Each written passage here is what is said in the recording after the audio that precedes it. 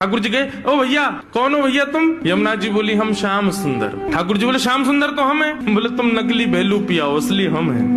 बोले ऐसे कैसे, तुम पे वंशी बजानी आवे? देखो मैं वंशी बजा के दिखाऊं। ठाकुर जी ने वंशी बजाई, उससे बढ़िया यमुना जी ने बजा दी। बोले मेरे पास काली कमली तुम्हारे पास है? यमुना जी ने अपनी काली कमली दिखा दी। सब प्रकार से ठाकुर जी अपनी वस्तु दिखावें और यमुना जी उसको प्रस्तुत करें। बोले अब कैसे सिद्ध हो कि असली श्याम सुंदर कौन है? यमुना जी बोली मैं एक टेर बजाऊंगो, यदि मेरी टेर सुन के राधा रानी बगल में आके खड़ी है गई तो समझो वही असली श्याम सुंदर, जाके बगल में किशोरी जी आके खड़ी हूँ। अब ठाकुर जी बोले हम तो मान करके बैठे, हमारे बगल में तो आएंगी नहीं, वो इन्हीं के बगल में आएंगी। जैसे ही टेर बजाई श्री जी आने लगी, ठाकुर जी दौड़ करके गए श्री जी के चरणों में। आप मैं असली श्याम सुंदर, मेरे बगल में, मैं कभी मान नहीं करूंगा, आज के बाद आप मेरे बगल में बैठ जाओ, एक बार सिद्ध कर दो। श्री जी बोली कौन कौन कहां से आ जाते हैं नकली नकली लोग, असली श्याम सुंदर तो वो है। श्री जी गई और श्री यमुना जी के बगल में जाके खड़ी हो गई। अब तो सब गोपियां उन्हीं के चंवर डुरावे, उन्हीं पे इत्र छिड़कावे, उन्हीं पे गुलाब जल अर्पित करें, सिंहासन पे उन्हीं को बैठावे, उन्हीं को भोग लगावे और दूर करे श्याम सुंदर रो में। बोले मैं हूँ असली श्याम सुंदर, ये कहां से नकली आ गए हो? जैसे ही श्याम सुंदर